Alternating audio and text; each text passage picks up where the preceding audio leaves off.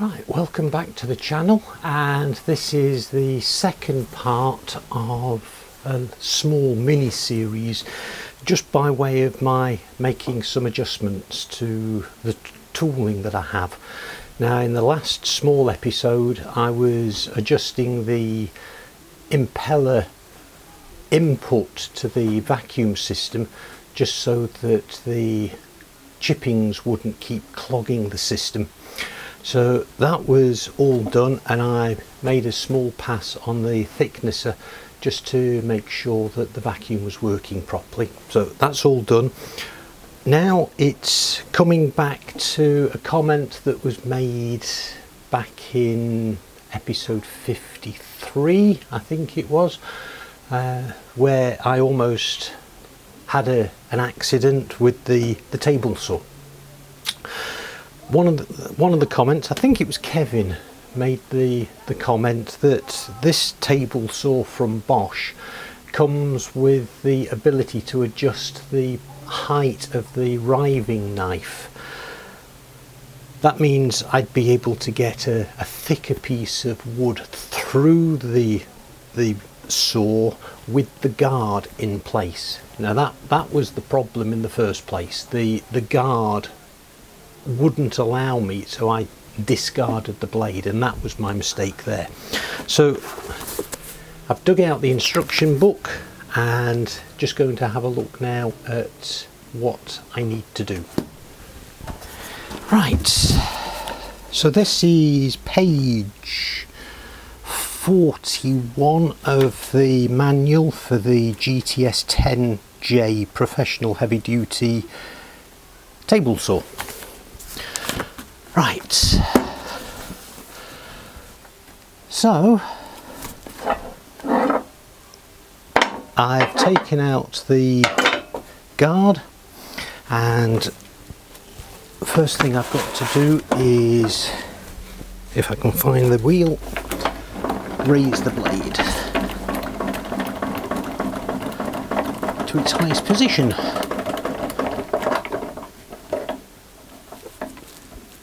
There we go. Next thing is loosen the clamping lever, which is here, and it shows you just what sort of knowledge I've got, because I had no idea that the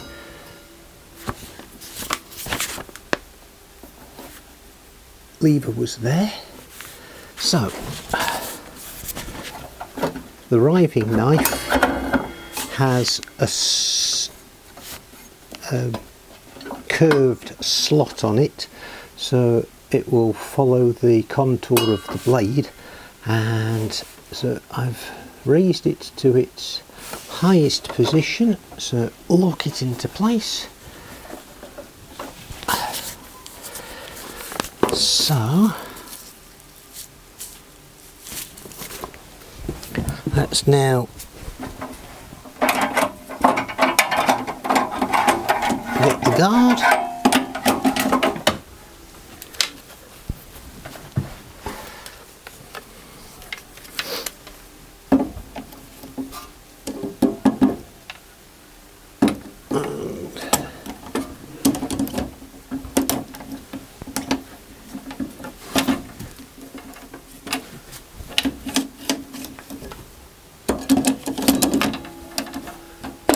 There we go. So that now will give me quite a lot of depth. That was the problem. That part of the guard there wasn't coming up high enough. Now it is.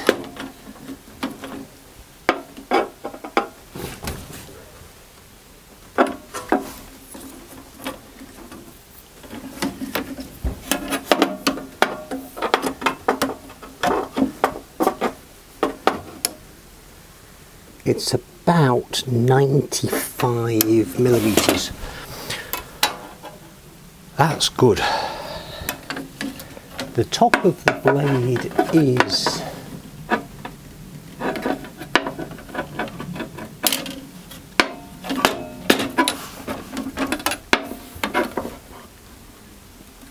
about 85. So that's going to allow me plenty of room. And well, that was a simple process. I thought that was going to be much more complicated than that. Okay, no, that goes that way.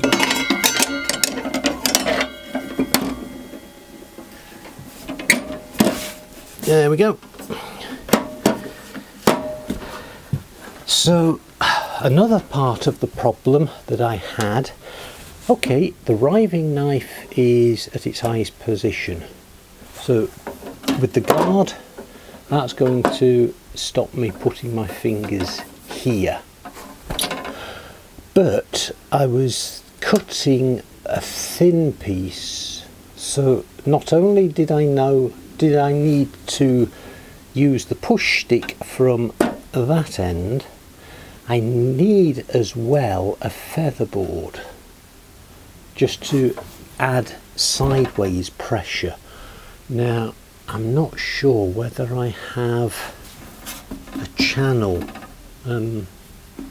piece to go in this channel that will allow me to fit a featherboard. I'm going to have a look around for that one. Okay, I think I've found a solution. Now the slide that comes with the table is stepped so that can go through there, and it comes with this is the one that comes with the mitre gauge. So underneath there's a pivot that slides in there, and then pop that through there. That's the way it goes, and then the handle screws into there, and of course that means once it's locked off it will just slide. That's fine. But if I take that all the way out, take the mitre gauge off, pop the handle back in there,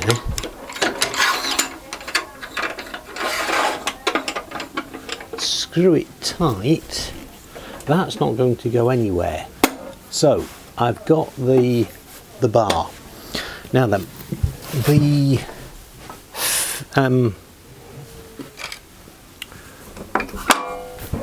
finger pieces that I use with the router fence, I can adapt, I think, for use with this table. So I can use that hole to screw through there with one of the bolts. I'd need to drill another hole to take the second bolt like that. Then it will remain rigid as I'm using it. The only problem is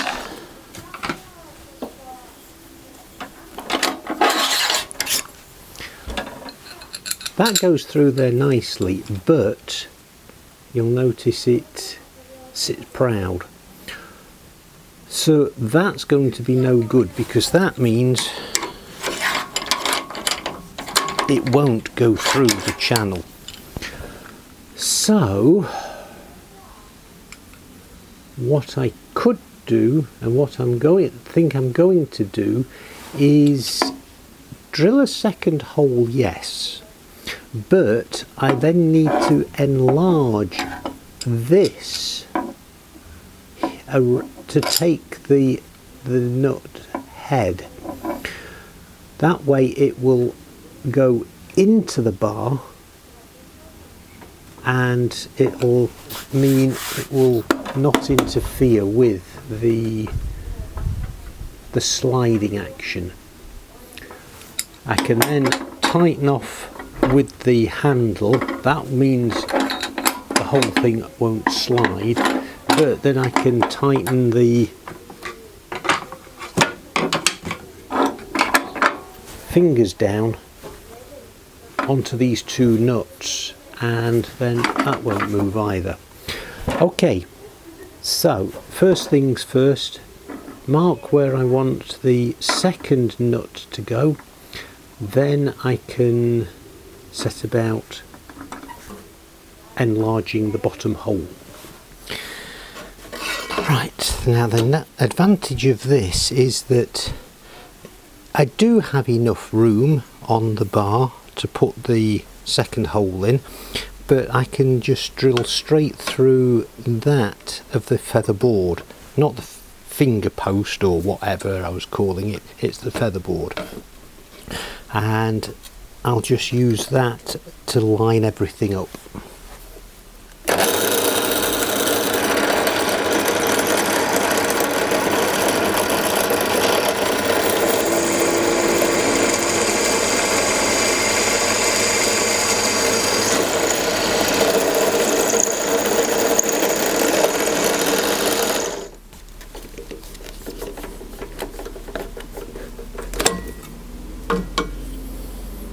There we go. So that's that. Next thing, I've just got to enlarge the hole at the back.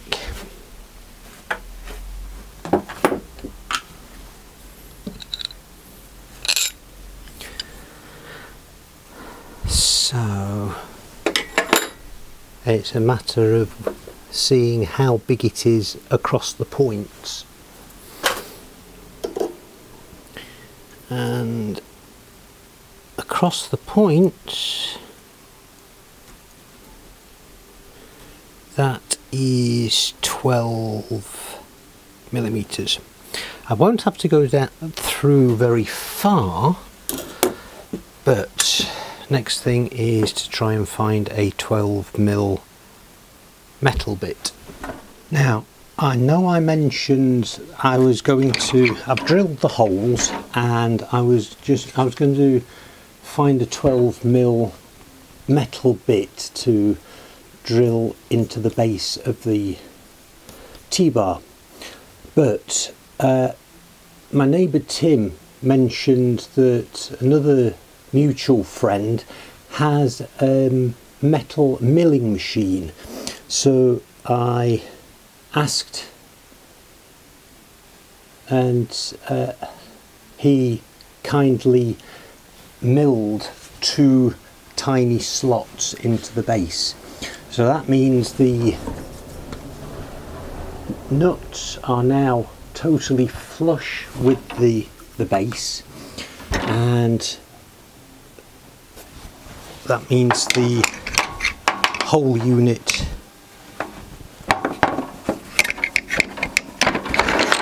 will go into the slot. So with the fence in place, the featherboard now moves. I can lock it into place.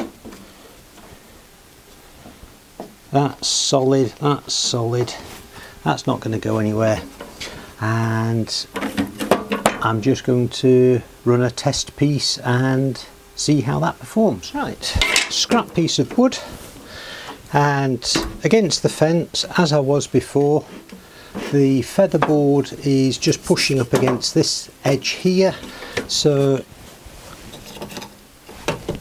put the vacuum on.